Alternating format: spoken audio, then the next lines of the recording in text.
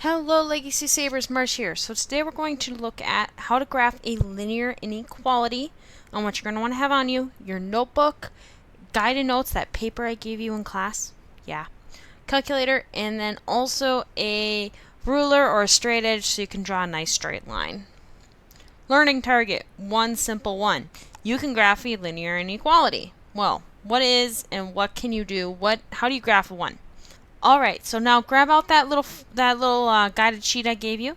And how are we going to graph linear inequalities? What are we going to do? So very first thing, you're going to graph the line. Just like you would have graphed a linear equation recently, using either the point, slope and your y-intercept, a point and the slope, or your two x and y intercepts, however you want to graph it. However, you're not going to connect the dots if you want to consider it right away. You're going to want to figure out, do you have a solid or a dashed line? And we'll talk about which one you're going to use when next slide. Then you're going to shade either side of the line. We'll talk about how do you know which side to shade when we do an example. But please, please, please, guys, remember to flip the flippin' sign when you divide or multiply by a negative number. And also, don't forget about those horizontal and vertical lines. Remember, horizontal are your x equals and your vertical lines are your y equals. Scratch that. Other way around. Marsh just almost messed up. Horizontal are your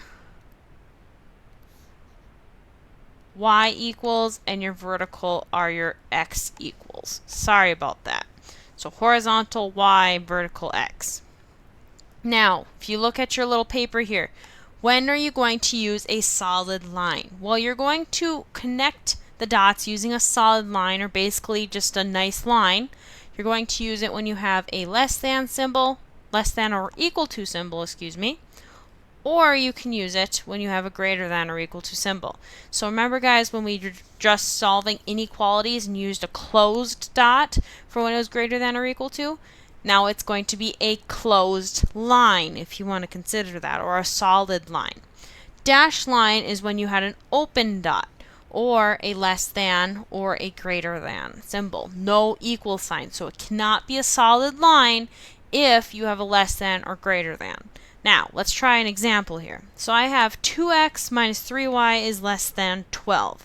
I'm going to get it so that it is in y equals mx plus b form. Now, I could do this finding the x-intercept, the y-intercept, and go that way, but I'm just going to solve it. First things first, I'm going to subtract the 2x. I have negative 3y is less than negative 2x plus 12. Let's divide by a negative 3. Now, divided by a negative 3, gotta flip the sign. So I got a greater than, and I'm going to put the negative 3 with both pieces here. So I got negative 2 divided by negative 3. That is just going to be a positive 2/3. Then 12 divided by negative 3 is a minus 4. So I have 2/3 x minus 4. That is my line. So let's graph it. So I have my y-intercept of negative 4. 1, 2, 3, 4. And then 2/3 up 2. 1, 2 over 3. 1, 2, 3. Let's put some more dots here.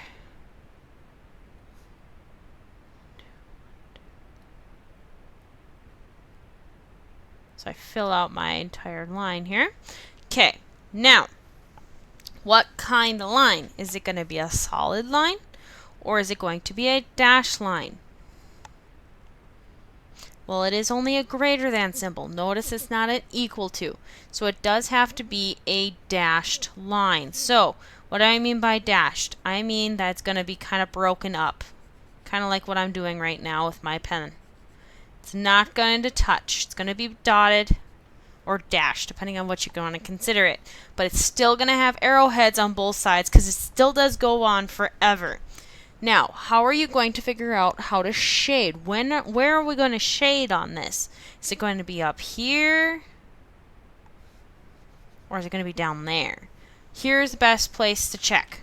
You're going to plug in a point. Okay? Now, here's the point I recommend. 0, 0. If you can use it, because it is the best thing. Easiest point to plug in. So I'm going to plug in 0, 0, and I can plug it in, notice, because it is not being crossed over by the line. We'll do an example of one that is, so you know what to look for. So I'm going to plug in the point 0, 0.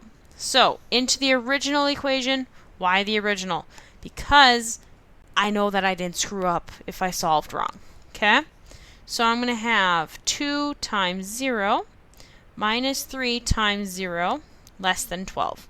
So 0 minus 0 less than 12, or 0 is less than 12.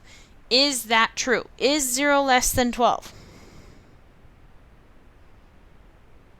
Yeah, it is, right? 0 is less than 12. So this is true. What am I going to do if I get a true statement? Well, I'm going to graph on the, or shade, excuse me, on the point of 0, 0. So I can shade on this side. Shade on 0, 0 side. Okay? So on this side, I'm just going to go whee and do some nice little coloring in right there. So that is the side of the inequality. Now, what did I do? I have identified all of the solutions that will work in 2x minus 3y is less than 12. So the point 5 comma or 0 comma 5 would work in my inequality. That's what the shading allows you to identify further. Let's try another example, and I would recommend writing this one down. I do have the graph of the inequality. Negative 4x plus 6y is greater than or equal to 0. So I'm going to solve for y. So let's add 4x to both sides. Whoops. I get 6y is greater than or equal to 4x. Divide by my 6. I get y is greater than or equal to 2/3 x, right? Because 4 divided by 6 is 2/3. Now, let's graph it. I'm going to go at 0, 0, right? That's my y-intercept. Up 2 over 3. I'm going to do that quite a few times. Whoops.